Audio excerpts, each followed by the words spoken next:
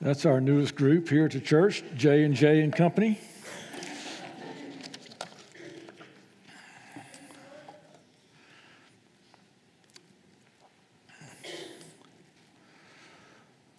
So there was a Texan that went to New York to watch a football game between the Cowboys and the Giants. Found himself seated next to a professor from Harvard. Didn't know who he was, but he wants to strike up a conversation with this guy next to him. So he leans over and says, "Where are you from?" The professor smugly replies, "I'm from a place where we don't end a sentence with a preposition." So the Texan goes, "Okay, where are you from, jerk?"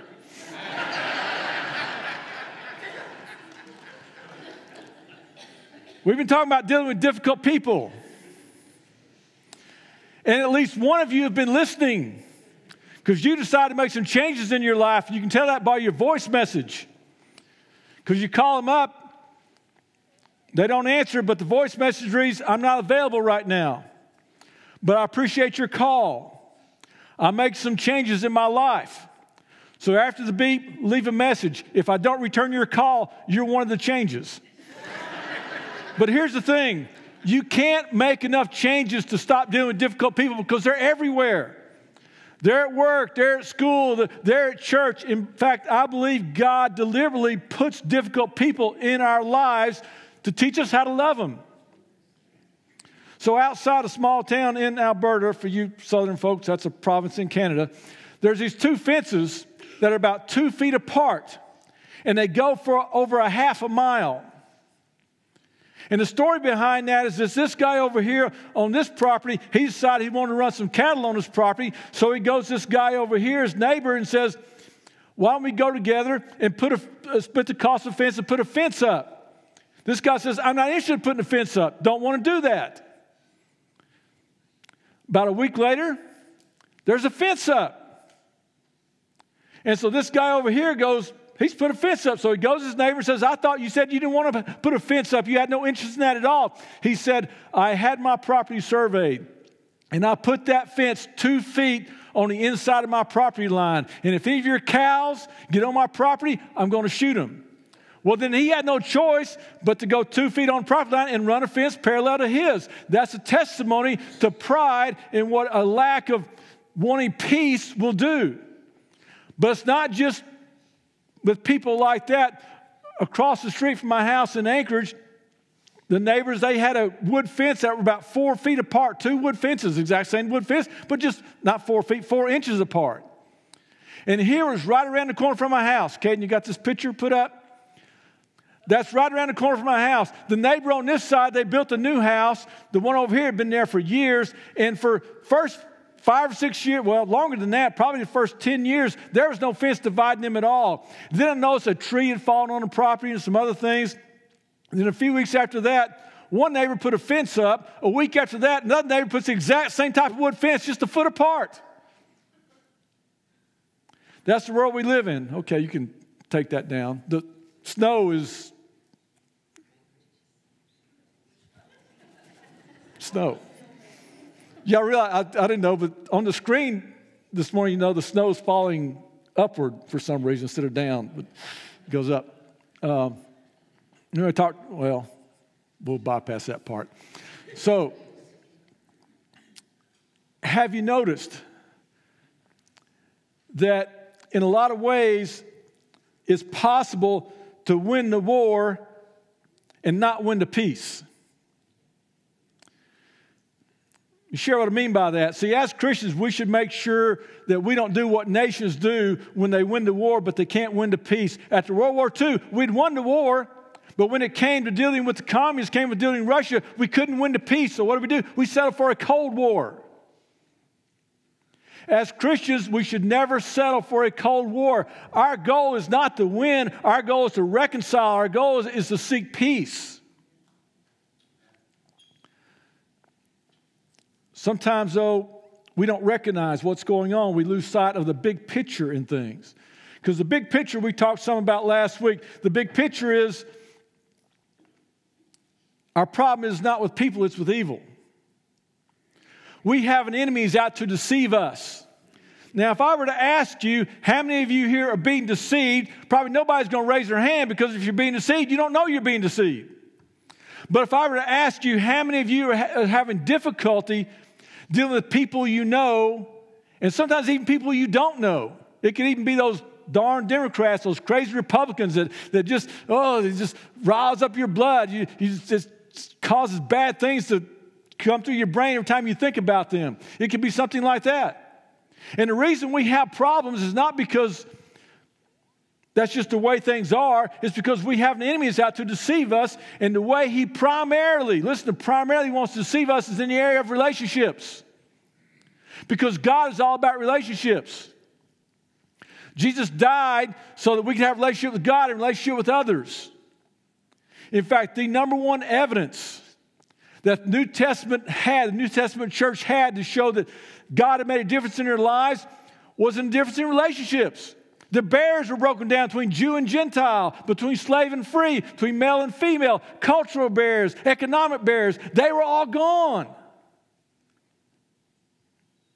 You see, the reason why is because while we were God's enemies, he decided not to get even with us. He didn't decide just to ignore us. No, he chose instead to bless us, to send Jesus, to provide for our forgiveness, to give us hope, to give us a future.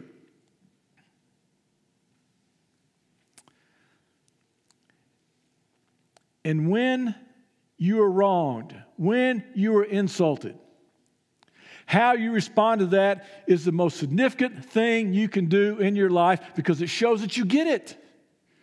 You get the heart of the Father. That's what he did for us.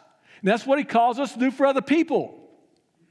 And so we talked last week about understanding and having the conviction that good can overcome evil.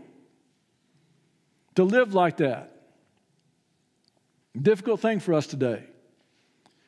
But that was the way that the people in the first century understood what a difference God could make in a person's life, because it broke down all those barriers. And they were people who, instead of trying to get even, instead of trying to ignore and walk away, they were people who pursued peace. And it happened. Happened in Antioch. Antioch was a city that was built on barriers. They had little sections of the city for like 19 different groups of people. You don't mess with those people over there, different sections. But the gospel came and those barriers were broken down. Totally changed the city. If we just realize that what it does for the city, it can do for us personally. So let's read our scripture this morning. Romans chapter 12. Beginning at verse 14. Helps if I turn it on. Bless those who persecute you. Bless and do not curse. Rejoice with those who rejoice. Weep with those who weep. Live in harmony with one another. Do not be proud. Instead, associate with the humble. Do not be wise in your own estimation. Do not repay anyone evil for evil. Give careful thought to do what is honorable in everyone's eyes. If possible, as far as it depends on you, live at peace with everyone. Friends, do not avenge yourselves. Instead, leave room for the wrath of God, because it is written, vengeance belongs to me, I will repay, says the Lord. But if your enemy is hungry, feed him. If he is thirsty, give him something to drink. For in doing so, you will heap fiery coals on his head. Do not be conquered by evil, but conquer evil with good. First of all, let me give you a couple of exceptions to these principle, these verses here. Number one, this does not apply in a situation where a mate's being physically abusive. If a husband is beating his wife, she should remove herself from the situation, not just stand there and take it. She should remove herself from that and demand that the husband repent and show proof that he's changed his life before she goes back into that situation. Jesus was being abused at one time. They were fixing to throw him off a cliff.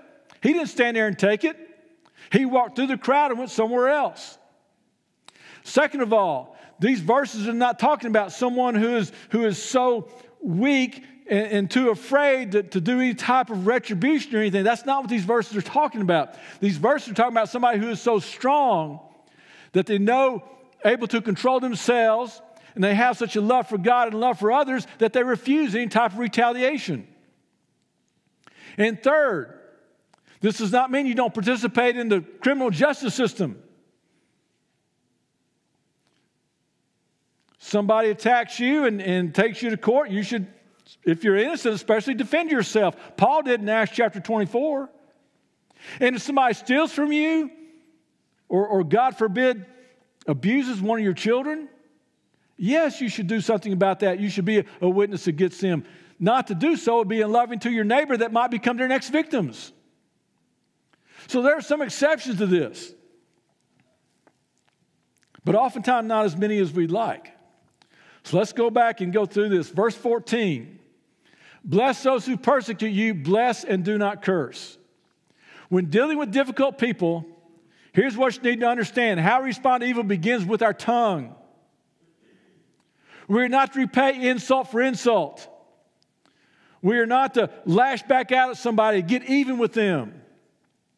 And we're in a culture that promotes that, in a sense, almost relishes that, applauds people who are quick-witted, who can get a shot and they'll just return one right back. So there's a woman that went to her high school reunion. She hadn't been in years. And she walks in and looks around and goes, I can't be in the right place. Everybody's so old. She turns to a guy sitting there and goes, what year did you graduate? He says, 1958. She says, well, I guess I'm in the right place. He says, really? What did you teach? We applaud things like that. See, we live in a culture that loves the idea of payback. Where somebody shoots us a zinger, boy, we want to let them have it. Somebody sort of gives us one that hurts, we want to hurt them right back. There's a little poem that says, please forgive me for the words I spoke yesterday in haste. I thought of so much worse today, and those seem such a waste. And that's what we do. We'll sit there and let that roll around in our minds, thinking, what can we do to get even? How can we get back at them?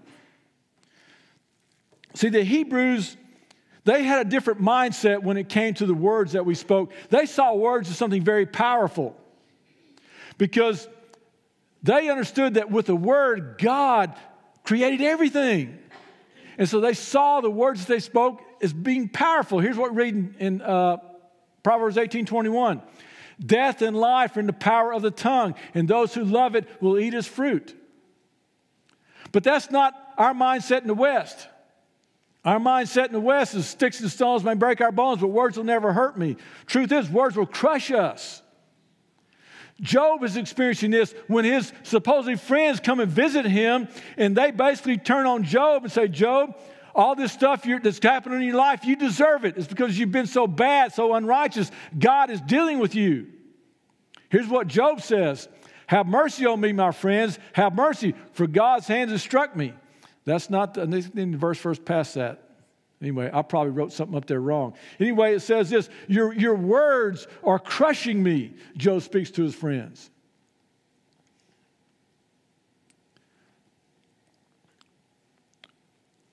To curse somebody, when you go back and says, bless and do not curse, to curse somebody means to say something bad about them to God, to others, even to yourself.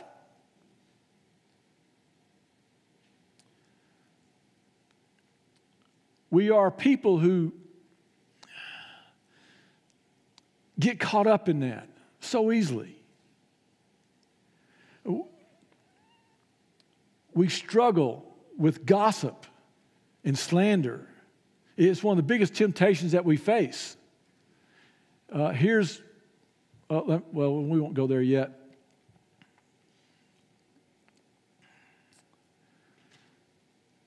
In fact, to be truthful, most of us love to curse. And I don't mean curse words. I mean just say something bad about somebody else. There's just warped sense of pleasure that people have when they give to somebody, when they cut them down. And in fact, we live in a culture that invites people to do that. And that's been going on for quite a while. When Lincoln was president, somebody asked him a question. They said, how do you feel about this person who's been saying these things about you? And this person has been very critical of the president. And he says, what do you think about him? And Lincoln replied with good things. He had good things to say about him. And the guy said, you must not know what he's been saying about you. And Lincoln said, well, you didn't ask me what he thought of me. You asked me what I thought about him. See, Lincoln was different in this respect. When he became president and started building up his people that's going to serve in his administration, he appointed a lot of his sort of political enemies to high places in office. One of them was Stanton. Stanton ran against him in the primaries and said a lot of mean things about Lincoln. Lincoln appointed him as Secretary of War. And somebody said, Mr. President, you're in power now. Don't you know you can crush your enemies? And his response, if I make my enemies my friends, have I not yet crushed my enemies? But we don't get that. Back to verse 14. Bless those who persecute you. Bless and do not curse. Bless them. That means to say good things about them. It's not enough to hold your tongue, but we are to be proactive in a blessing. There is one who speaks rashly like a piercing sword, but the tongue of the wise brings healing. Knowing how to bless. So what does it mean to bless? It means to pray or say good things about a person to God, to others, and to yourself.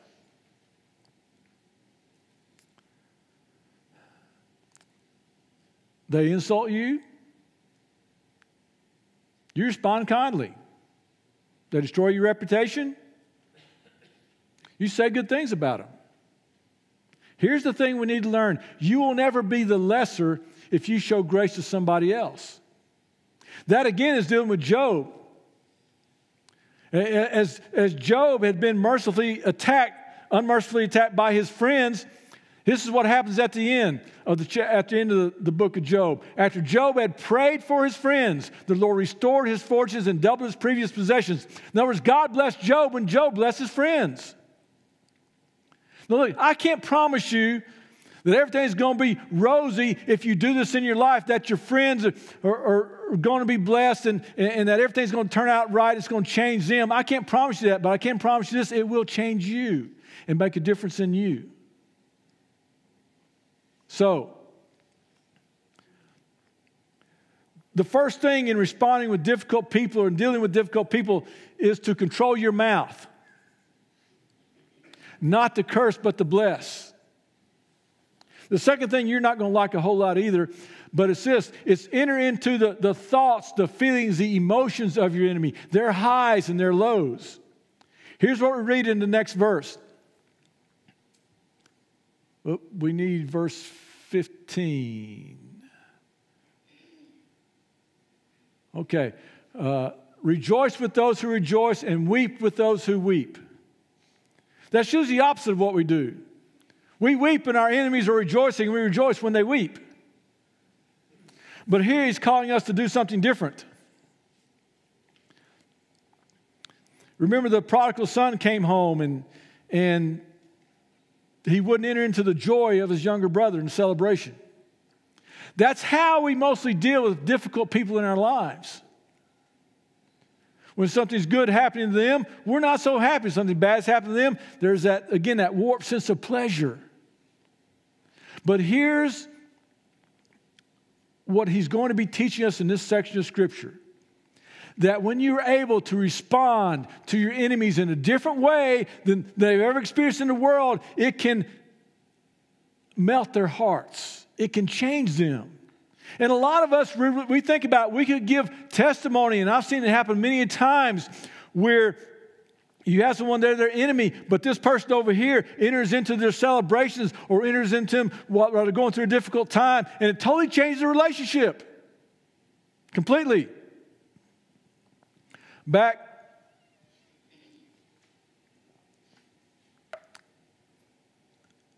years ago, two guys, one by the name of Chuck Colson and John Ehrlichman, they were high up in the Nixon administration. For some of you, that was back in the dark ages for a lot of you. But they had their offices next to the president. They were some of the most influential men in the country at that time. Then Watergate happened. They both were sentenced to prison. And that's when their lives went completely two different directions. Colson became a Christian, started a ministry that's still going good today. Ehrlichman, he became very bitter. And after he got out of prison, Colson was in for about 6 or 7 months, Ehrlichman for about 1.5 years. When Ehrlichman got out and he had opportunities to speak or begin writing some things about this time of Watergate, it was always included how he didn't like Colson and kept cutting Colson down over and over again. Fast forward to the end of the 1990s, and Ehrlichman has experienced failed marriage after failed marriage. And now his third wife has left him. His kids don't want anything to do with him. And he's in a nursing home dying of kidney disease all alone. Colson finds out. He makes a special trip to go see him. Spends time with his enemy in order to be a friend. And Ehrlichman was so impressed that after all the things he'd been saying about Colson, that he would come and visit him. He began, after that, searching for God. And after about 2 months, he calls up Colson and says, will you please send somebody to tell me how to become a Christian? And he did. Why? Because he had a heart that wanted to lift up Christ, to seek after peace and reconciliation.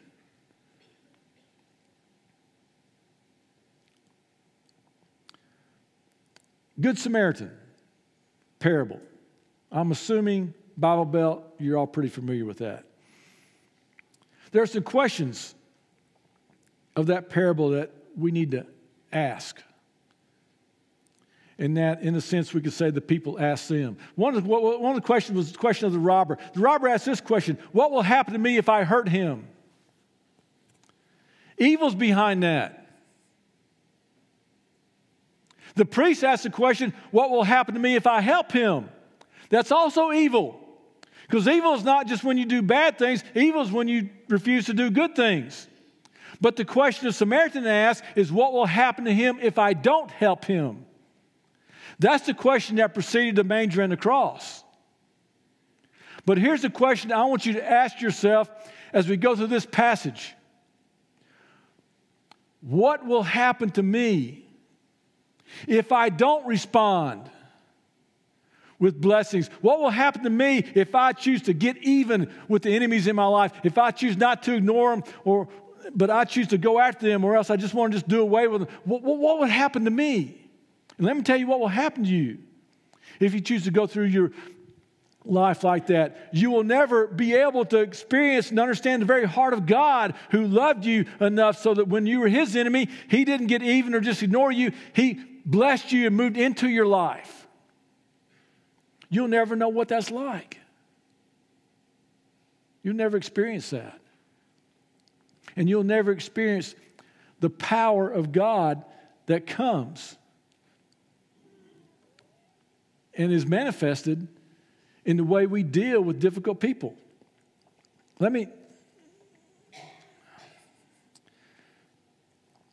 This will probably be worth the price of admission here today. We're just about done.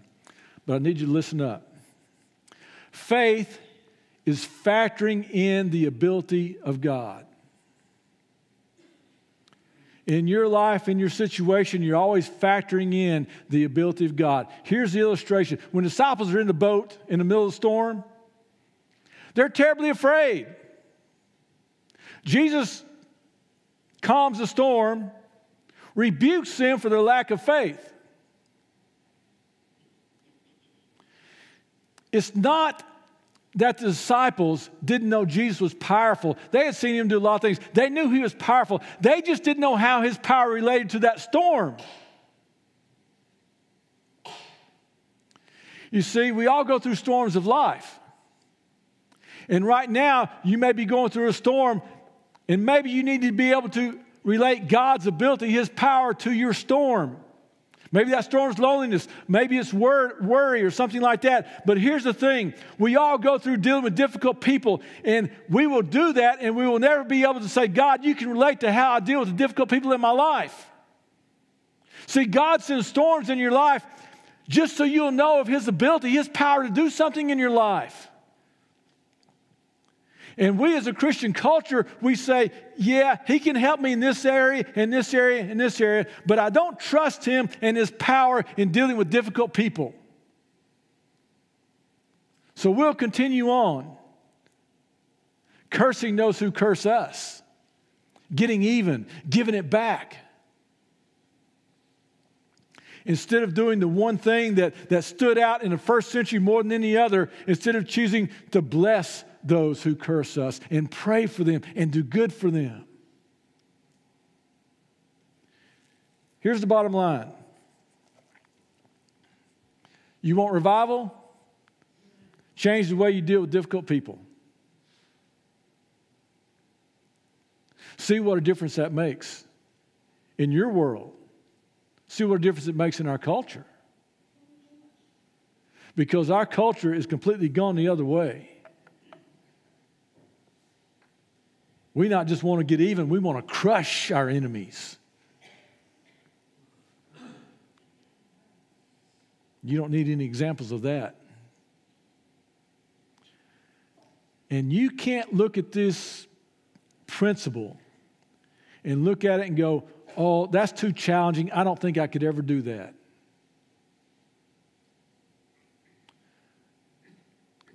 Trust God's ability to intervene in that area of life that you don't think there's any hope in.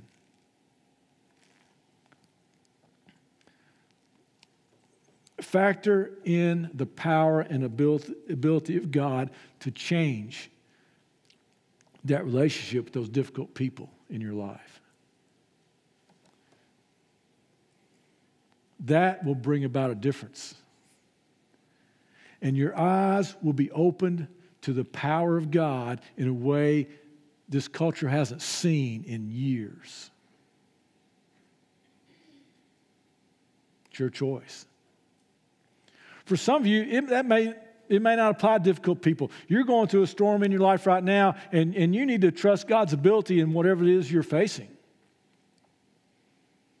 And believe that He can come and do a work in you, in your heart. May change the situation, may not change the situation, but just His presence will make all the difference. And maybe you just need to come and say, yeah, I've been in this difficult situation, and I just thought I had to get myself through it, pull myself up on bootstraps, but I want to go through this trusting in God.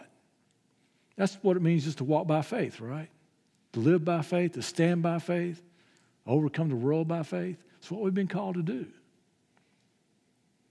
This may be your opportunity to do that. So we're going to give an invitation. As we do, this may be the time where you want to give your life to Christ.